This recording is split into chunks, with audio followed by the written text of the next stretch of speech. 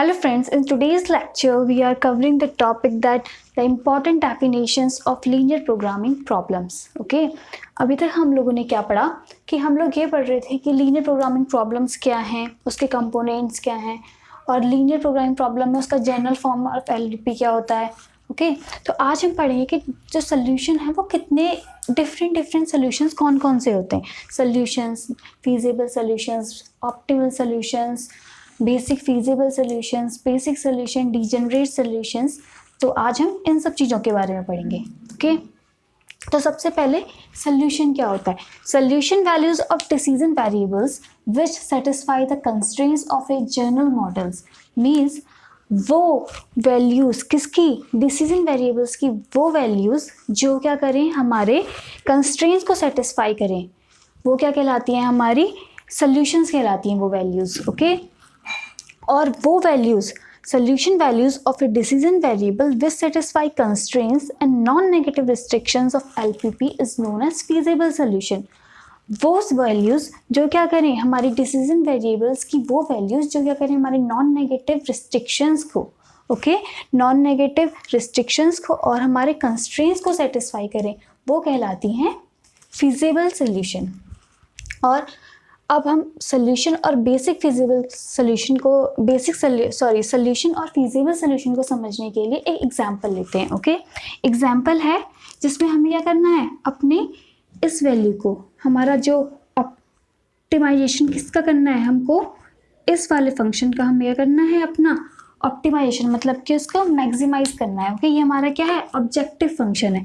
हमने इस objective function को मैक्सिमाइज करना है जो क्या है 8x + 5y और हमारे इसमें कंस्ट्रेंट्स क्या दिए गए हैं, 3x + 2y is less than equal to 60 और 10x + 5y is less than equals to 40 और नॉन नेगेटिव रिस्ट्रिक्शंस भी हमें इसमें x इज़ ग्रेटर देन और equal to 0 and y is greater than equal to 0 दिया गया है. ओके ये हमारा क्या है, एक जनरल फॉर्म ऑफ एलपीपी है. ठीक है तो हमें ये दिया गया है. अब हमें क्या करना है, हमें सोल्यूशन और फीजिबल सोल्यूशन इन दोनों के बीच में क्या करना है, डिफरेंस अगर हमें देखना है, हमें समझने के लिए मैं ये एग्जांपल ले रही हूँ जो इससे आप समझ पाएंगे कि दोनों के बीच में डिफरेंस वो तो एक वर्डिंग्स के तौर पे हम समझा रहे हैं. अब एक नेचुरली हम देखते हैं कि कहने का मतलब क्या है. ओके तो इसमें क्या करना है हमको, अगर हम x की वैल्यू को क्या रखते हैं y और y की वैल्यू क्या रखते हैं 2. ठीक है मान लीजिए ये हमारे पास एक सोल्यूशन है. ओके जिसमें x इक्वल टू क्या है 1 है और y इक्वल टू क्या है 2 है. तो इसमें क्या है, अगर हम x की वैल्यू को 1 रखेंगे that is 3 × 1 + 2 × 2 is less than equals to 60. क्या ये इस हमारे जो कंस्ट्रेंट है इसको सेटिस्फाई कर रहा है? हाँ ये हमारे इस कंस्ट्रेंट को सेटिस्फाई कर रहा है. 3 × 1 that is 3 × 1 = 3 plus 2 × 2 that is 4 और 3 7 इज लेस देन 60. यस ये हमारे इस कंस्ट्रेंट को सेटिस्फाई कर रहा है. और उसके बाद हम देखते हैं कि ये वाला जो सोल्यूशन की वैल्यूज़ हैं, ठीक है ये हमारे इस वाले कंस्ट्रेंट को सेटिस्फाई कर रही हैं या नहीं कर रही हैं. ठीक है तो 10x + 5y is less than equal to 40 that is 10 × 1 + 5 × 2 is less than equal to 40. 10 × 1 कितना हुआ 10 प्लस 5 × 2 कितना हुआ 10 is less than equals to 40. Yes 10 + 10 equals to 20 that is less than equal to 40. Okay तो हमारी जो क्या है ये वाली सोल्यूशन की वैल्यूज़ हैं, ये हमारे दोनों के दोनों क्या कंस्ट्रेंट्स को सेटिस्फाई कर रही हैं. ऐसे ही हम इन दोनों को भी चेक करेंगे कि ये वैल्यूज़ इनको सेटिस्फाई कर रही हैं या नहीं कर रही हैं. ठीक है तो उसके बाद ये हमारी क्या होंगी, सोल्यूशन की वैल्यूज़ हैं जो हमारी ये तीनों की तीनों वैल्यूज़ हमारी क्या हैं, इसके लिए सोल्यूशन की वैल्यूज़ हैं. ठीक है ये क्योंकि हमारे इन दोनों कंस्ट्रेंट को सेटिस्फाई कर रही हैं. लेकिन इसमें क्या है हमारा x इक्वल टू -1 ये नेगेटिव है और यहाँ पे y इक्वल्स टू -1 ये भी नेगेटिव है. इसीलिए ये नॉन नेगेटिव रिस्ट्रिक्शन को क्या कर रही है, सेटिस्फाई नहीं कर रही है. तो इसलिए हमारी ये दोनों वैल्यूज़ क्या हैं, फिजिबल सोल्यूशन नहीं होगी. सिर्फ हमारा फिजिबल सोल्यूशन क्या है, ये होगा. Got it. अब हमारा ऑप्टिमल सोल्यूशन क्या होता है, ऑप्टिमल सोल्यूशन हमारा ये सोल्यूशन होता है जो क्या हो फिजिबल भी हो और वो हमारे ऑब्जेक्टिव फंक्शन को क्या करे, ऑप्टिमाइज भी करे। यहाँ पे हमारा ऑब्जेक्टिव फंक्शन क्या होना है, मैक्सिमाइज होना है। तो मतलब हमारी वो वैल्यू, सोल्यूशन की वो वैल्यू जो हमारे इस ऑब्जेक्टिव फंक्शन को क्या करे, मैक्सिमाइज, मतलब कि इसकी वैल्यू मैक्सिमम आए। अगर मान लीजिए यहाँ पे एक x की वैल्यू दी होती एक सोल्यूशन में, ऐसे जैसे 3 दिए है, मैं ऐसे अगर ये 4 मान लिया जाए तो 3 दी होती, और y इक्वल टू अगर 5 दिया होता, तो अगर हम इस x की वैल्यू को 8 इंटू 3 और y इक्वल्स टू 5 इंटू 5 करते और x इक्वल टू 1 और y इक्वल टू 2 वाली वैल्यू को रखते और x इक्वल टू 1 और y इक्वल टू 3 वाली वैल्यू को रखते, तो हमारा आंसर किस में ज़्यादा आता, इस वाली वैल्यू में ज़्यादा आता। तो मीन्स कि इसमें हमारा ऑप्टिमल फंक्शन क्या हो जाता, मैक्सिमाइज हो जाता। तो हमारे लिए ऑप्टिमल वैल्यू क्या होती, ये होती। लेकिन इस वाले में हमारे लिए ऑप्टिमल वैल्यू ये है, क्योंकि ये दोनों तो फीजेबल है ही नहीं। ये फीजेबल है तो, और ये इसको सेटिस्फाई भी कर रही है, इसलिए हमारी क्या है, ये ऑप्टिमल वैल्यू है यहाँ पे। लेकिन अगर कहीं पे ऐसे और दी होती और वो इससे ज़्यादा आंसर दे रही होती, क्योंकि यहाँ पे हमारा ऑब्जेक्टिव फंक्शन क्या है, इसको मैक्सिमाइज करना है। ओके, तो हमारी ऑप्टिमल फंक्शन की जो ऑप्टिमल सोल्यूशन क्या होता, वो हमारा ये होता। ओके, ये तो एक एग्जाम्पल है जो मैंने आपको सिर्फ समझाने के लिए बताया है। ओके, आई थिंक अब आपको ये चीज़ क्लियर हो गई होगी।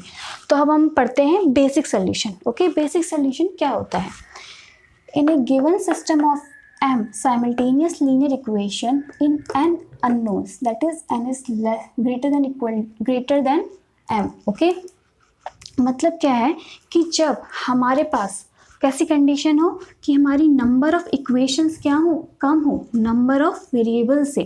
ओके, यहाँ पे जो n है वो क्या है, नंबर ऑफ वेरिएबल्स, जो कि यहाँ पे कितनी है, 3 है।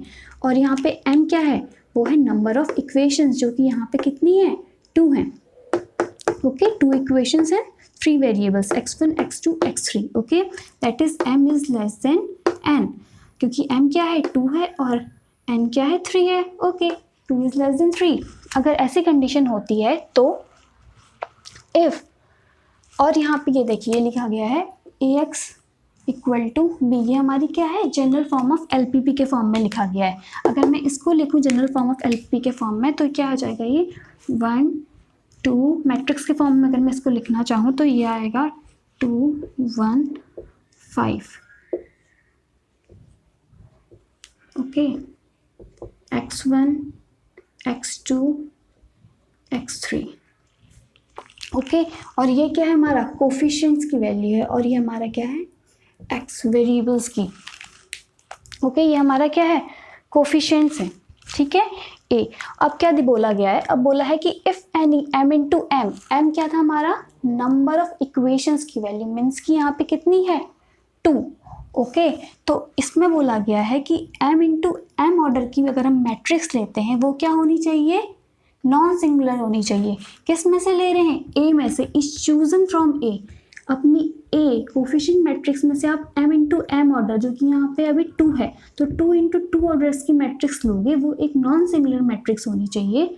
उसके बाद if all the n minus m, मतलब कि n कितना था, 3, m कितना है, 2, m माइनस 2 करेंगे तो कितना आ रहा है, 1। If all the n minus m variables, n minus n कितना हो रहा है, n माइनस m 1।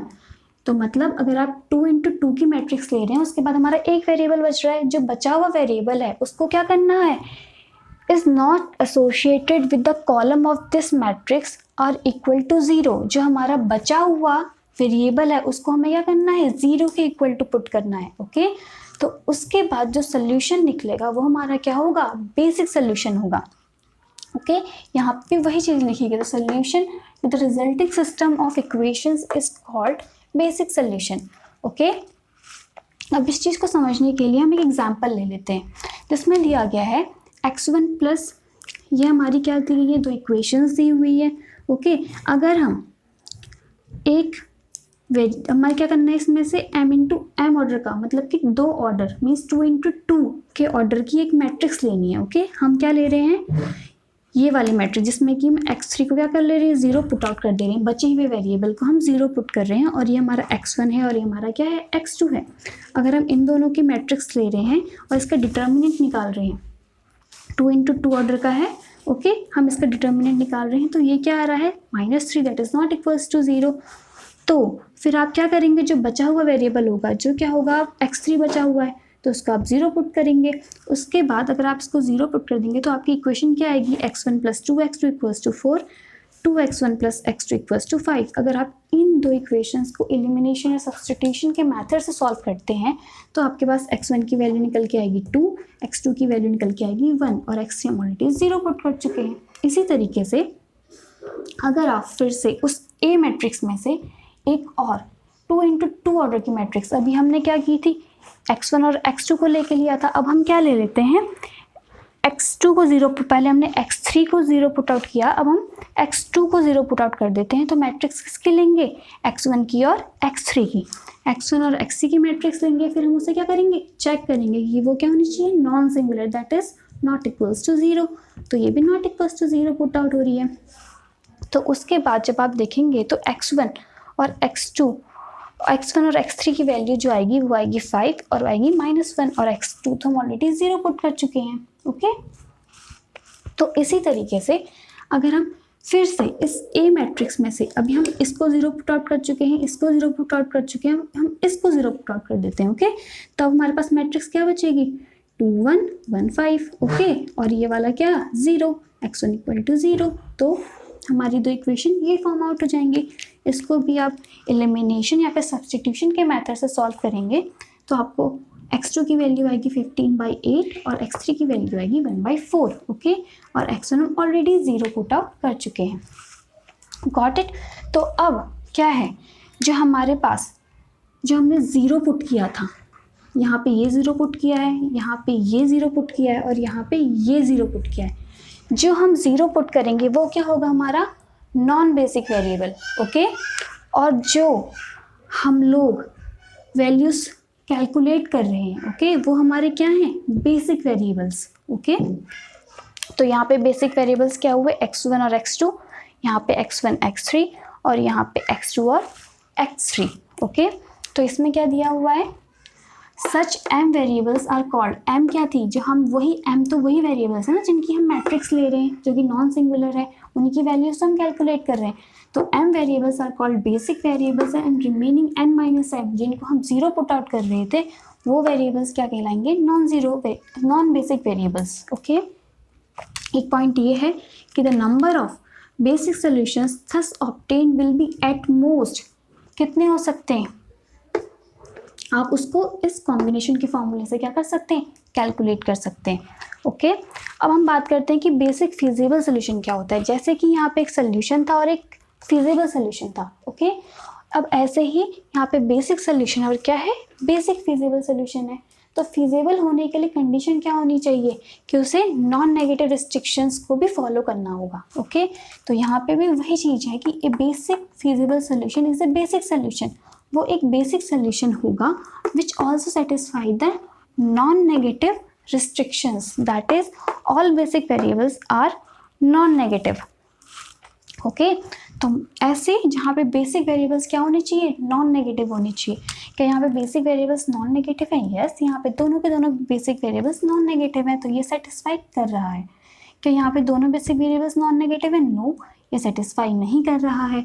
और यहाँ पे क्या नॉन नेगेटिव है दोनों बेसिक वेरिएबल्स, हाँ नॉन नेगेटिव है, तो ये सेटिस्फाई कर रहा है। ओके, अब आप अंतर समझ गए होंगे। अब हम बात करते हैं कि the basic feasible solution are of 2 types, कौन कौन से होते हैं, non degenerate basic feasible solution और डिजेनरेट बेसिक फिजिबल सोल्यूशन। अब डिजेनरेट बेसिक सोल्यूशन किसे कहेंगे, जब जो आपके बेसिक सोल्यूशन, जो बेसिक वेरिएबल्स हैं उनकी जो वैल्यू क्या आ जाए, किसी भी एक बेसिक वेरिएबल की वैल्यू अगर 0 आ जाए, at least 1 basic variable value 0, तो वो क्या होगा, आपका डिजेनरेट फिजिबल सोल्यूशन हो जाएगा। और जहाँ कहीं भी क्वेश्चंस में हमको आगे फर्दर डिजेनरेसी की प्रॉब्लम मिलेगी तो हम उसको क्या करते हैं, रिजॉल्व करते हैं। हम नहीं चाहते कि हमारे क्वेश्चन में डिजेनरेसी की प्रॉब्लम आए, हमें उसे क्या करना पड़ता है, रिजॉल्व करना पड़ता है। Okay, so that's all for today. मुझे लगता है आपको ये चीज़ समझ में आ गई होगी। Thank you.